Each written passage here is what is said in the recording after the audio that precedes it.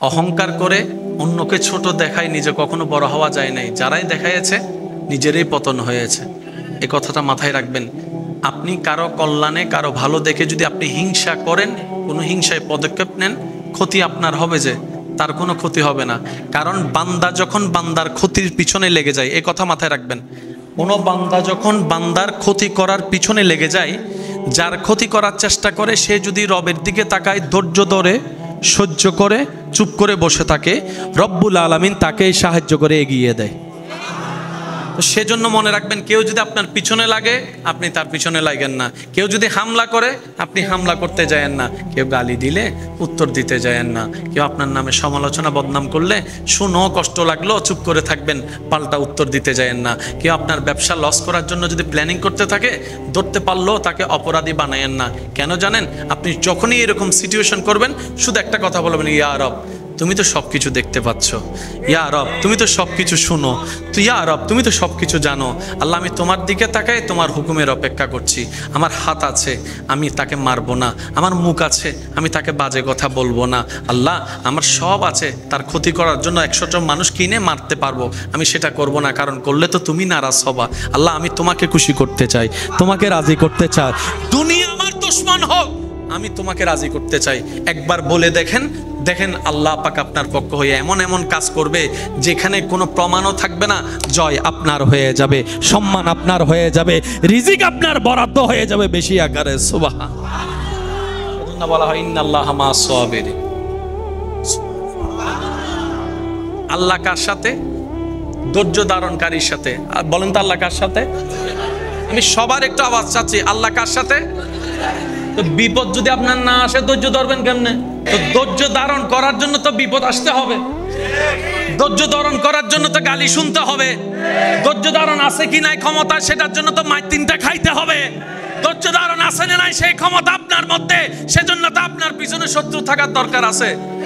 শত্রু যদি না থাকে, আপনি পরীক্ষা দিলেন, কই ধৈর্য আছে না নাই প্রমাণ কেমনে হবে? সেজন্য সব খারাপ খারাপ হয় না, বলেন ঠিক কি না? মনে রাখবেন, যে সমস্ত সন্তানেরা মা বাবার কথাকে 2 পয়সার দাম দেয় না, মা বাবার আদেশ নিষেধকে 2 পয়সার দাম দেয় না, তাদেরকে দুনিয়া এমন একটা ট্র্যাপে ফেলে, দুনিয়া তাদেরকে মা বাবার কথার দাম বুঝাই দিয়ে ছাড়ে। এ কথা মাথায় রাখবেন সব সময়। মা বাবা মন থেকে যেটা বলে, সেটা অকল্যাণ হলো, মার মুখ থেকে বের হলে আল্লাহ সেখানে কল্যাণ দিয়ে দিবে। সুবহানাল্লাহ, জোরে বলেন না। সেজন্য বলা হয়, মায়ের দোয়া বিফল নাই, বাবার দোয়া বিফলে নাই, ওস্তাদের দোয়া বিফলে নাই, মুরব্বির দোয়া বিফলে নাই। এমনকি রাস্তায় পথচারী একজন ভিক্ষুক, উনিও যদি দোয়া করে, সেটা বিফলে যাওয়া হয় না, বিফলে যায় না। তো দোয়াটা কি? মুখ থেকে বলে যে না। কত সুন্দর একটা কথা আল্লাহর ওলি বলেছেন, বলে যে এমন ভাবে কাজ করো, মানুষের সাথে মিশো, উঠা বসা করো, যেন তার অন্তর খুশি হয়ে তোমার ভাগের দোয়া তোমার কাছে চলে আসে, তোমার ভাগের দোয়া তোমার কাছে চলে আসে। কারো কাছে যেন ভিক্ষা করতে না হয় দোয়ার জন্য, কারো যেন ভিক্ষার জন্য চাইতে না হয় দোয়ার জন্য। দোয়া চেয়ে নেওয়া হয় না, অন্তর খুশি করলেই দোয়া হয়ে যায়। সুবহানাল্লাহ। আর প্রত্যেকটা দোয়া বিপদ কাটে। সুবহানাল্লাহ। প্রত্যেকটা দোয়া বিপদ কাটে। আচ্ছা, ওই এমনি ঠিক না ঠিক যেগুলো আমরা অনেক সময় বলি, এরকম না, বাস্তব হইলে বললেন। এখানে অনেক ভাইয়েরা আছেন, পড়ালেখা তো কম বেশি সবাই করেছেন, করছেন, আছে না? অনেক সময় যে বিষয়ে ফাঁস করার কথা না, এই অটো ভাষক গুলো সুপুরি থেকে তো সোনা মাথার দে, বাস্তব না বাস্তব আপনারা বলেন না। আনসার করছে 50 হয়ে গেছে 60, ওই নাইলে মাতো না বাজ ওই না। ছাত্র হাসাই ন গরিব তাই গে গুই শেষ। ইমাম মিদ্দি কিরে হামহুন্দি হইল, হামহুন্দি হইল, হামহুন্দি হইল। পরীক্ষা দিয়া ইয়েরা যাতে হাঁদের গরত বই বই, মা ইয়েরা দেখাতে ফোয়া হাঁদের কিরফুত ও মা হাঁদর দেখিলে বাবা আজিও তো শেষ। আজি আর রসায়ন পরীক্ষা মিদি ডাব্বা, আই আজি ম্যাথমেটিক্স মিদি ডাব্বা শেষ, আর 1 বছর শেষ।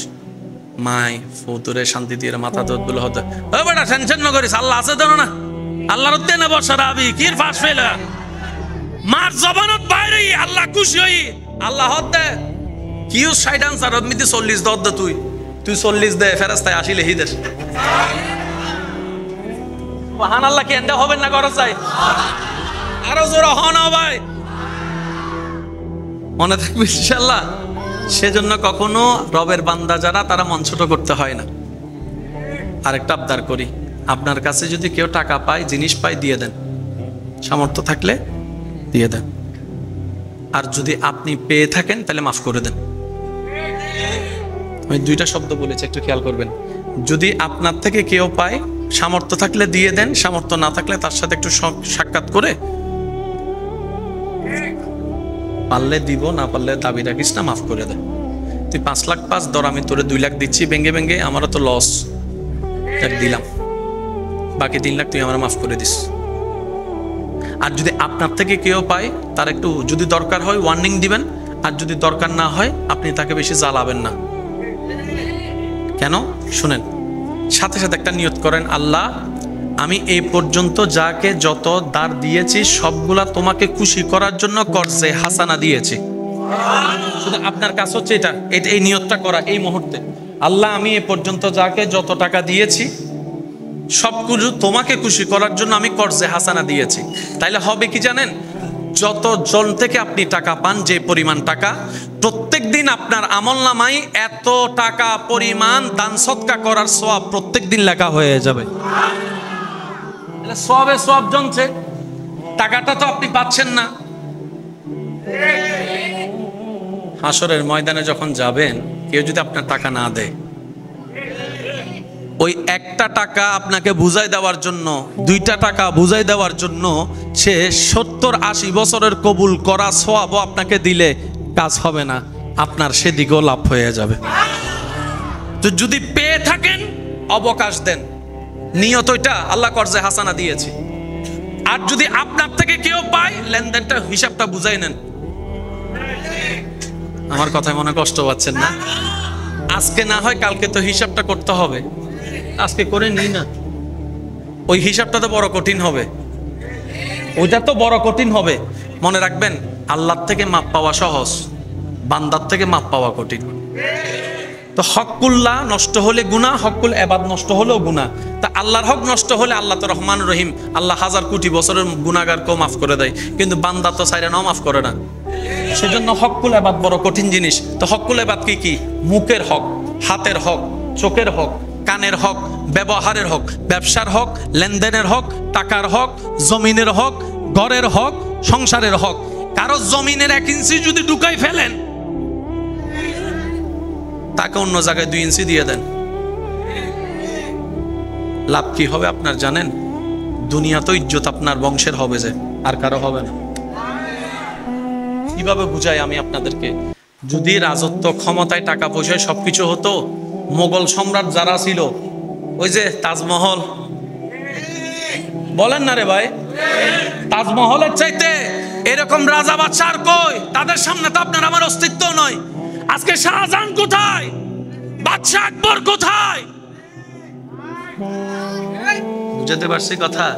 সেজন্য ইজ্জত নিতে হয় রবের পক্ষ থেকে। একটু দেখেন, মানুষ বংশ টিকার জন্য সন্তান খুঁজে, নামটা ধরে রাখার জন্য সন্তান খুঁজে। শাহজালাল, হযরত শাহজালাল রহমতুল্লাহ আলাইহি কোনো সন্তান নাই, কিন্তু সবাই ওনার নাম জানে, আবার ওনার জিয়ারতেও যাচ্ছে। ব্যাপার কি? যে রবের হয় সৃষ্টি তার হয়ে যায়। যে রবেরকে খুশি করতে পারে, সৃষ্টি জগৎ তারকে খুশি করার পিছনে লেগে যায়। সেজন্য নিয়ত রাখতে হবে সবকিছুর পিছনে, আমি আমার আল্লাহকে খুশি করতে চাই, আমি আমার রবকে খুশি করতে চাই, আমি আমার রহমানকে খুশি করতে চাই, আমি আমার রাজ্জাককে খুশি করতে চাই। আপনার প্রত্যেকটা সেকেন্ড যখন রবের খুশির পিছনে লেগে যাবে, রব বলবে যে তুই দুনিয়াতে কোন রকম নিজেকে কষ্ট করে ধৈর্য ধরে আমি রবকে খুশি করে আসার চেষ্টা কর। তুই দুনিয়াতে নিজেকে সেভ করে ব্রেক লাগাই স্বপ্ন চাওয়ার মধ্যে শয়তানের মুখে জোতার বাড়ি দিয়ে আমি রবকে সন্তুষ্টি করার চেষ্টা করে তুই কোন রকম কবরে আয়। তুই দুনিয়াতে আমাকে খুশি করার চেষ্টা কর, তুই হাসরে আসলে আমি আল্লাহ দয়া করে তোকে খুশি করে দিব। লেনদেন শেষ। আল্লাহ পাক আমাদের সবাইকে আমল করার তৌফিক দান করুন। আর একটু জোরে বলি, এই পর্যন্ত যাদের সাথে যা লেনদেন আছে আমরা মিটাই নেওয়ার চেষ্টা করব, বলি ইনশাআল্লাহ। জোরে বলেন ইনশাআল্লাহ। আরেকটা আবদার করি, এখানে যারা সম্পদের মালিক আছেন, যাদের ছেলে মেয়ে আছে, আল্লাহর ওয়াস্তে আমার কথাটা ভেবে দেখবেন, নেওয়া লাগবে না, জোর করব না, জোরেরও কোনো বিষয় না। আমি পরামর্শ হিসেবে বলছি, আপনি ভেবে দেখবেন। আপনারা বেঁচে থাকতেই নিজেদের সম্পত্তি ছেলে মেয়েকে সুন্দর করে ভাগ করে বুঝাই দেন, কিন্তু দলিল একটা জিনিস লেখা থাকবে, সেটা কি? আমরা বুড়া বুড়ি মারা যাওয়ার পরেই, দলিলটা বাস্তবায়ন হবে। শর্ত নাম্বার 1, যদি সন্তানের উপর মা বাবা দুজন খুশি থাকে, তাহলে কি হবে জানেন?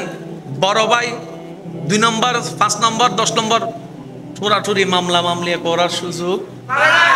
10 জনের সামনে বলবেন, এই বড় মিয়া, এই রুম তোমার, এই সাজো মিয়া, এই রুম তোমার। যা আল্লাহ আমাকে দিয়েছে হালাল ভাবে কামাইছি, আমি তোমাদেরকে দেওয়ার চেষ্টা করছি, এবার বাড়ানোর দায়িত্ব তোমাদের। আমি তোমাকে 2 রুম করে দিছি, তুমি আমার নাতিদেরকে 4 রুম করে দিবা। কিন্তু শর্ত হচ্ছে একটা, কখনো কারো হক মারতে পারবা না। 2 নম্বর, আল্লাহর উপর ভরসা হারাইতে পারবা না। 3 নম্বর, নবীর প্রেম হারাতে পারবা না। 4 নম্বর, নামাজ ছাড়তে পারবা না। শর্ত দিয়ে দিয়ে সম্পত্তি দিয়ে দেন। এই সম্পত্তি হাসরের ময়দান আপনার জন্য নাজাতের জরিয়া হয়ে যাবে। একটু জোরে বলি না সুবহানাল্লাহ? আর একটু জোরে বলি সুবহানাল্লাহ। আমি 2টা রুম করে দিছি, আমার নাতিদেরকে তোমরা 4 রুম করে দিবে। আর বছরে একবার আমার সব ছেলে মেয়ে এক জায়গায় বসে, অমুক জায়গায় বসে ভাত খাবা। বুঝতে পারি না এমন কথাটা। আমার প্রত্যেকটা ছেলে মেয়ে বছরে একবার এক জায়গায় বসে ভাত খাবা। যতই রাগ থাকুক, আসতেই হবে। আর আমার হুকুম না মানলে অটোমেটিক সম্পত্তি থেকে বাদ।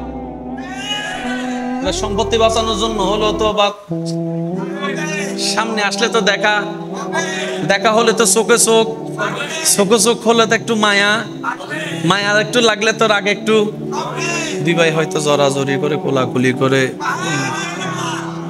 সুবহানাল্লাহ, একটু জোরে বলি না? ইসলাম বলেছে যতই ব্যস্ত থাকেন, আমি সবার উদ্দেশ্যে বলছি, পরিবারকে নিয়ে বসে খাওয়ার চেষ্টা করবেন। অনেক কিছু হয় এক জায়গায় সমাধান খাবার মধ্যে। একজন আরেকজনকে না দেখতে দূরত্ব চলে আসে অন্তরের। একটা দাওয়াতে যখন আসে, মনে করেন আপনি একটা দাওয়াতে গেছেন, আপনি একটা দাওয়াত দিয়েছেন, সবাই আসছে, আপনি জানেন এই ভাইয়ের সাথে কথা বলে না। এই জায়গায় আপনি কি করবেন জানেন? তাদেরকে এমন কৌশলে ফেলবেন, দুজন যখন এক জায়গায় বসে,